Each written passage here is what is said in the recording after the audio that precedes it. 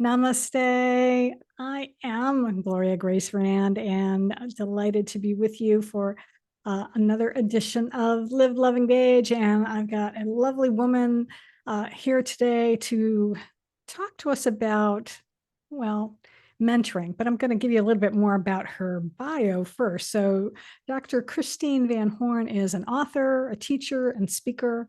She's been a certified emergency manager for 30 years and is now applying her emergency management experience to focus on character in society.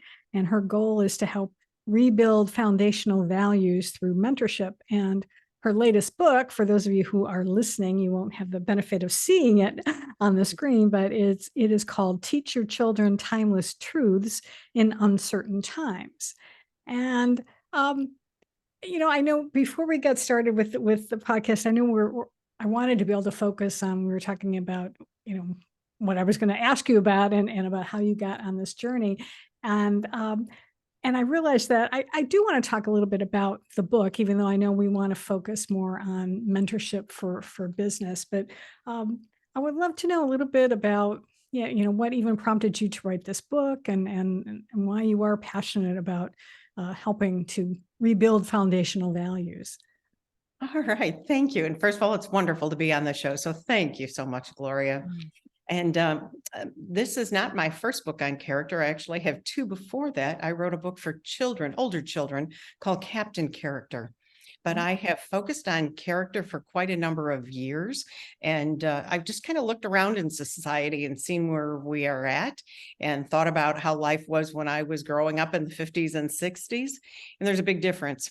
And the gap, I do believe, is character and lack thereof. Most of the things you see in society that are bad are due to a lack of character. So it kind of got me in that focus, but I really just kind of feel like the Lord's kind of pointed me in a direction that this is where I'm supposed to focus on in society. So I wrote Teach Your Children Timeless Truths in Uncertain Times, which is looking at character traits, life skills, and being an example in the lives of children. And those, I think, are three gap areas that I see in society today. So it's kind of my focus. Well, I appreciate you doing that, because I agree. There does seem to be, especially with all of the, not discourse of the, not disarray, but, just stress in how we communicate. Yes. I'll use that dis word. I'm trying to think of something here, but yeah, it's just, there's just a lot of conflict and a lot of, Yes. It's my way or the highway. And there's seems to be little room for compromise anymore. And that's disheartening. There we go. I got another dis word in there. So I wanted to talk about, like I said, some of the things that you talk about in the book are not only, good for kids, but they're also applicable for adults as well. Yes. And one of the things you talk about is, or one of the things that you're focused in on is mentorship. But for those people out there, they may be a little bit confused, because I know sometimes, I think even when I was first starting in my business, I wasn't exactly sure on what exactly is a mentor, and how does that work, like, say, compared to, like, say, a coach or something like that. So can you talk about that a little bit? Sure. Life coach and a mentor are very similar. So for people that I'm talking with, I say, use whichever term you relate to the most. So I did not realize we needed coaches until about, a decade or so ago. And I thought coaches were really just for, baseball games and football and things like that. And then I realized, hey, I need a life coach. And so it's very, very similar. A mentor is someone who's been there before. So the person that they're mentoring is not starting off at the basics. It's starting off at a higher level where that mentor has been. So the person who is a mentor or a life coach, they're teaching out of their own experience. So you gain all of that benefit. And that's the beauty of having, a mentor, is somebody who's been there before, they've experienced it, and they can teach you what they know. Yeah, and hopefully save you from making some of the mistakes probably that they made early on, which is I know Yes. one of the reasons like I like to coach people as well is because I have made those mistakes and we all do as we're getting started in anything new. But if we can then pass that those lessons on to other people, it's so important. Um, so what are the timeless truths that you talk about in your book, and how does that actually apply to people in business? So my timeless truths are considered character traits. So being able to guide others. In my book, it's your children in character traits. And then the other is teaching them life skills. And I'll explain a little bit about what that is. And then the last thing is really being the example for them. Now that Mm, applies to children, and in my book, I'm really talking about nothing as formal as like a life coach. It's more like parents and grandparents teaching their children and grandchildren. So it's a little more informal. And I guess that's another difference between a coach and a mentor. But in business, it really still all applies. You can be mentoring or guiding people that you work with or who work for you on character traits. You can teach them, do not gossip. Don't take something that's not yours, even if it's just something simple, and I learned a lesson when I was young, and it was just, I wanted to always like pick up like a loose paper clip, and instead of putting it like, in a common area, I'd put it on my desk. And as I got older, I thought, no, no, no, that's stealing. That wasn't mine. Even if it's still being used in business, that was not something given to me. And so some things like that are simple, you could really just, to teach to those that you are with. And then being the example is being the example, because people will follow what leaders do. mm. Whether you're a parent or you're a supervisor, those that are, you're supervising, they're going to follow what you do. So you've got to be that same example for them. Yeah, absolutely. And it really does make sense because if you're when you're in a position of leadership, if you want people to be able to be good employees, for instance, you want them to be able to provide good service for your customers and your clients. And if they're just running amok and not, taking care of the company in Mhm. a sense, then you're going to have problems. So, and it does start from the top, doesn't it? I mean, I think that leadership has to start at the top. It really does. So yeah, if you're the leader, director, executive of a company, you have got to be on your toes, because people will watch. You can't tell them, don't do this or don't do that, and then you go ahead and do it. They're not going to follow you. So if you have a, policy to do something one way and you do it the other, you can be assured that everybody else is going to follow what you do and Yeah. not the written rule, and things will not be done correctly. Yeah. Now, I can see that that having a mentor can certainly help you in being able to, as we talked about, to be able to avoid maybe some of the missteps that someone made at the beginning. But um, does being a mentor benefit the mentor as opposed to the mentee? Um, and how can it? What do Well, it you really think? does, because if you're teaching someone how to do something, you need to make sure you're really doing it yourself. And so it strengthens your own character. It strengthens your own skills by doing that for others. Just to even something simple like teaching a company policy, Mm, or a procedure on how to do something. The benefit to the mentor is you really need to do that. mm, And you're going to learn it more. And it also enriches your lives when you see the influence that you can have on people, and just see how, they're responding to what you're doing and how people are improving on the things that they're doing. mm. Are there any other timeless truths you think in your book that really do apply to the business world as well than the ones you've mentioned so far? Those are the main three that are in my book, but I Mm, really go into some other things that I think are benefits, and these really also, apply. So things like, being consistent, Mm. being intentional, doing the things that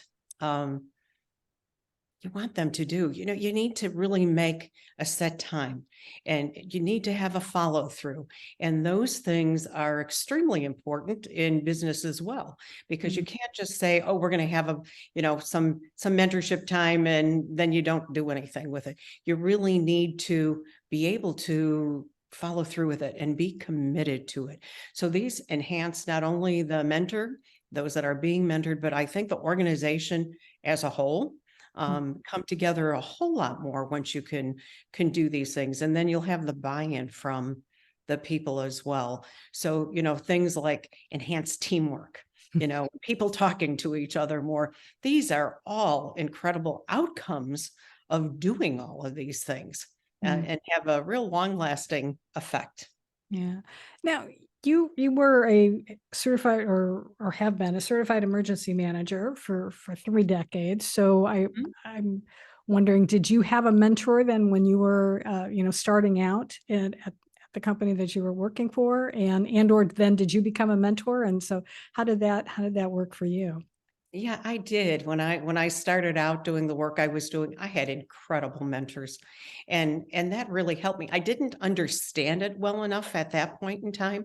I just knew, oh, somebody was helping me and getting me through a process and learning new things. And as I reversed the role some, and as I became different levels in the organization, and I had people that were I was leading, and I started doing the same thing. I did it because that's what I knew. It was done for me. I did it for others. And then I realized, oh, this is what mentorship really is. And so that, that's another positive effect. Those that are being mentored are going to learn from the mentor that process, and they can teach it to others and show things that they need to new people starting the organization. Yeah. Um, was there ever a time where uh, when you were being a mentor um, that it was some sort of challenge that it was really that either the person you were working with wasn't responding or what tell me a little bit about if you had Sure. something like that happen, and then how did you handle it? And I have a couple of examples. The first one is often in my role, I was a leader, but not a frontline supervisor. So people that were doing work for me, it was in a kind of a matrixed organization. So I was functionally their manager, but not administratively. Mm. So I couldn't have any administrative direction in their lives. And I think that's difficult in mentorship, because often in an organization, it could be that it's someone who's maybe like a training coordinator who becomes the mentor, and they Mm. don't have that supervisory direction over the people that they're working with. So I did find that a challenge, but I often found myself in an organization that was matrixed. So over time, I learned how to function in that environment. But somebody who's starting that new, especially if you're not supervising those people, can be pretty difficult.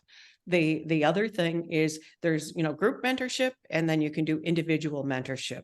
So if you do something where it's a group mentorship in a session with a group that you set up and in some organized fashion, and somebody is not buying into what you're saying, they don't really want to follow that procedure, they don't want to learn this new program, you can do individual mentorship, and where it's less of a threatening environment to them, where they Mm. can open up to you and you can talk to them and find out what is the issue that they're having, and learn how to rectify that. Mm. Yeah, that 'cause that is one of the things that I think that can be challenging is when you do have that pushback from someone, and so I love your suggestion to be able to then talk to them one-on-one, because it may be maybe they're just embarrassed and they don't want to talk Yeah. in a group setting, and so that's good that you can have that to be able to help them through that, and be able to give them the support they need. Um, what well, let me go a little bit broader and talk about your journey that you've had. You're an author as well, and you're a teacher. What about all the different things that you do now? What do you like the best? Well, I retired. I don't like the word retirement. I changed careers There you go. last December. And so I'd spent 30 years in the field of emergency management, and it was time to turn it over to people that I had helped raise up, and Mhm. that's something that's important when you're leaving a job in retirement or whatever you call it. Um, you need to make sure that somebody else is there to take your position. So I think a good leader always ensures that someone is there to replace them, whether it's, you're moving up in the corporate ladder or you're retiring or whatever it is, you need to have that person there. And so I did that, but then I could focus on the things that were really in my heart as I saw for my future. And that was, mentorship and specifically character. I just am very drawn to the topic of character.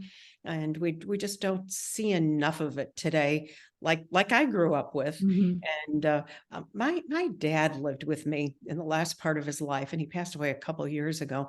But he was in World War II and the Greatest Generation, and I saw the things that he did, and he told me stories, and and he wrote some stuff down, and I recorded some things.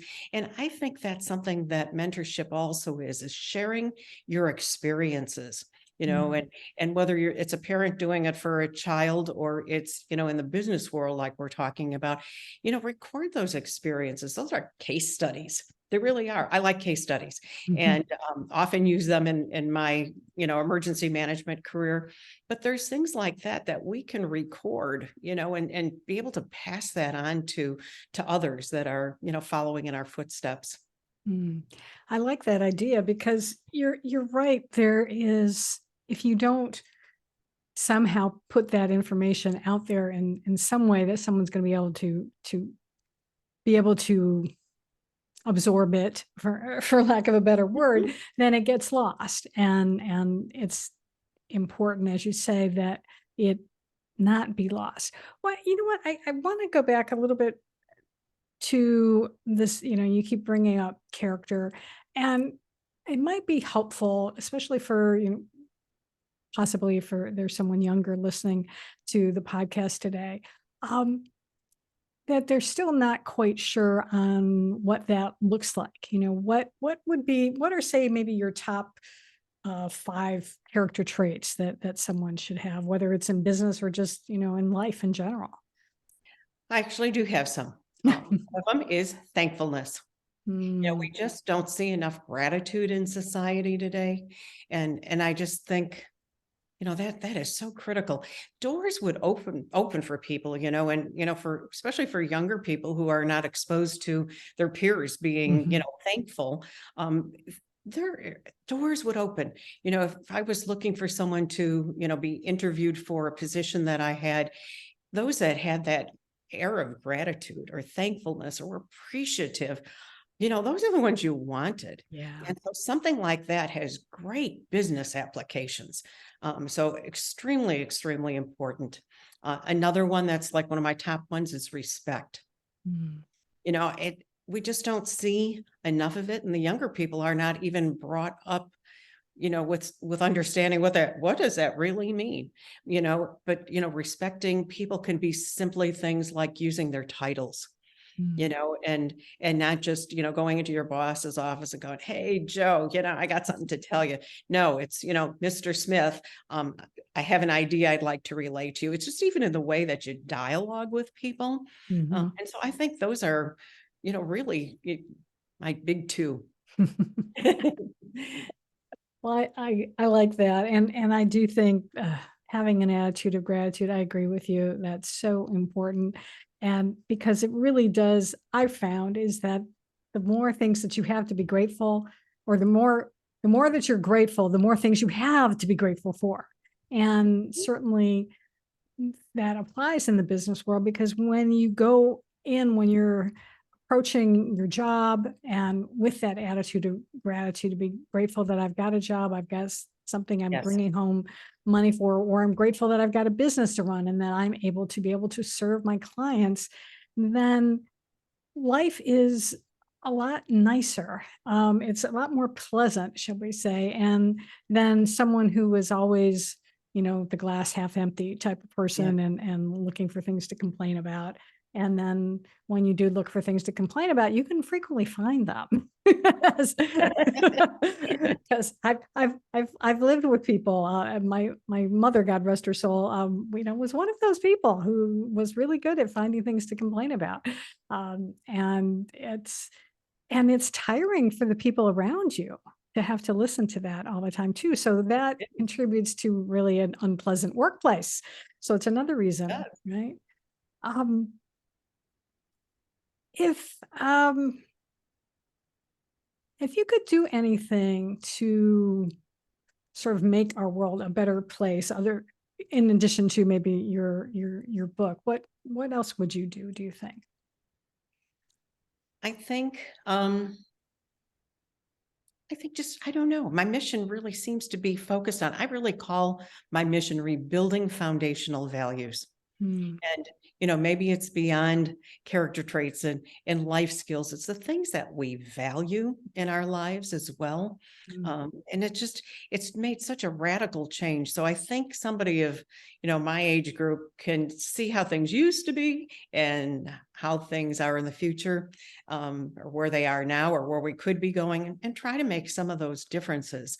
I like to speak, so I want to get out more to different organizations and talk at a more personal level and apply it to the things that are important to them, Hmm. rather than it just be something like this, where this is wonderful. And Mhm. I love it. And I'm talking to so many people, and it's such a lovely thing. But there's also that personal aspect that I'd Yeah. like to be able to do to, just talk with people, at a more, one-on-one kind of Mhm. level. Yeah. And I have written a course for those that can't figure out really what I'm talking about and how do you teach this stuff to your children. I've written a Right. course and it's on my website, and I'd like to do more of those. And I think this is just where I feel like my mission from God is right now, is to Mhm. address this. And it's for everybody. This Yeah. this is a worldwide problem that everybody is facing. Mm. And I could see also, perhaps maybe trying to get it into schools too. Um, Yes. I think would be very useful. Even though I know in this day and age, sometimes they're so focused on the basic, reading, writing, and arithmetic, but this stuff goes along with it. And I think because it's like the pendulum has kind of swung too far one way, and it's like we need to come back and bring some of this more, timeless truths into um, helping our kids to grow up to be good citizens, good people, really, just, Yes. to be good, kind, um, thoughtful people, because then they're going to be able to treat others that are different from them. They'll be able to still treat them well because they've been brought up on this. And I think that's where some of this discord in our world today. That's a word I There's think a I lot of was looking for diswords there. earlier. Yeah. Discord. The other um, thing. Oh, go ahead. yeah. No, I was gonna ask you. What is a commonly held belief that you disagree with? And it could be on any subject, but Um, I am I am Christian. My doctorate degree is in Christian theology, and Christian theology is really, the biblical principles are not always mainstream. So mm, if there's things that are out there that are being talked about, it's like some of the things that are being taught in school, as an example, that are coming into curriculum that is not biblical. I disagree with those, but I also disagree with um, being really wild, in your your passion against some of those things. Some of the things that are really happening against it are not good either. So I won't agree with some of those things. There are some of the gender things that are going on, but you can also do it in um a good way.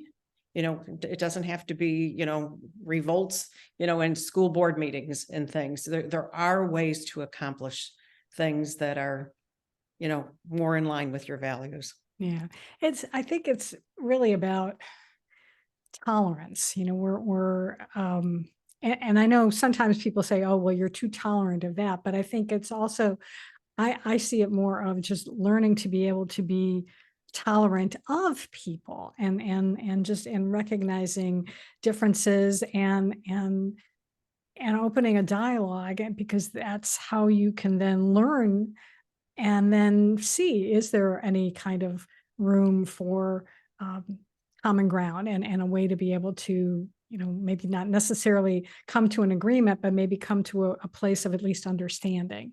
Um, And the what do you? Yeah. understanding part is important, I do think. Nothing that anyone would say would change any of my biblical values, however, Mhm. but Yeah. knowing where people are coming from gives you the ability to let them know the other side, so they may be really, pro gender, whatever. And if you understand what they're saying, you can talk your side of it in Yeah. ways that maybe they haven't heard. Maybe all they hear is everything one-sided. Right. But Exactly. being able to have open dialogues is important. Yeah, for sure. Um, what are you curious about right now? Where the world is headed. It's something I focus on. I watch the news, but not just like everybody's news, because what, news is not what we used to know, what I used to know growing up. It's more opinion. So I'm very careful with what I watch, and look at things from a biblical perspective, but I am interested where we're heading. Mm. And so it's part of why I'm doing what I'm doing as well. Well, that's good. Um, is there anything else that I didn't ask you about that I should have, or any other last point about mentorship or character in general that you'd like to leave our viewers with today, and listeners? Um, I'm trying to think. I think one of the things that I want to leave with is, how can you accomplish mentoring the best? Mm. And so, if you have an organization, whether large or small, and you really want to start a mentorship program, it can't be something haphazard. Think of it as a training program. You have training criteria that have to be met. You need to have that same kind of mindset. We're going to have a mentorship program, but yet at the same time, keep it open and upbeat, and not let people feel that they're being corrected, that this is an enhancement to their learning, so you can all get better. And just even things like letting people come in with coffee and some snacks, and or doing it over lunchtime where they're eating kind of opens up people, and they want to be able to to chat a little bit more. It makes like a friendliness, in the atmosphere. But having something that's deliberate is really important. It just can't be, let's start some mentorship program, and you might even find people within the organization can take turns doing some of the mentoring. They Mm. may know some computer program really well that others are Mhm. struggling with. Let them, run that meeting, so there's creative things that you can do. I think that's a really important point. The awareness that you don't have to do it all. You don't have to be, the person who knows everything, and you can certainly share what you've learned and your wisdom. But if your employees, or whatever organization you're working with needs help in an area that you're not skilled at, then yeah, it absolutely makes sense to find somebody else to be able to provide that training, or wisdom, at least for them, so that you don't have to think that you're going to have to bone up on the latest Excel program, and so that now you can teach them how to do it, because that's not a good recipe for success. No. No. um, Well, if someone listening today wants to learn more about you, or maybe they want to get a hold of your books, and where's the best place for people to contact you? The best place is really my website. And there's links to, get hold of me, through email through there as well. But the best way is my website, and it's www dot, I'm going to spell it, drchris.co. So it stands for Dr. Chris, but it's just drchris.co, not .com, but just .co. So just drchris.co. All right, very good. Well, I will have that in the show notes. So If you're listening somewhere and you don't have a pen handy, not to worry, go back later to liveloveengagepodcast.com and find this episode, and then you will be able to get that information, and you can reach out to Dr. Chris. And so I appreciate that. Okay, thank you so much, Gloria. Yeah, well, thank you. I appreciate you being here today and sharing some of your timeless truths with us. And I know you've helped some people out today, and I wish you continued success in your mission to rebuild foundational values. Thank you. Thank you so much. And I want to also acknowledge all of you for listening and watching. I really do appreciate it. And if you're if you're listening on your favorite podcast platform, make sure you're subscribed there. And of course, if you're watching on YouTube, please like and subscribe there. And until next time, as always, I encourage you to go out and live fully, love deeply, and engage authentically.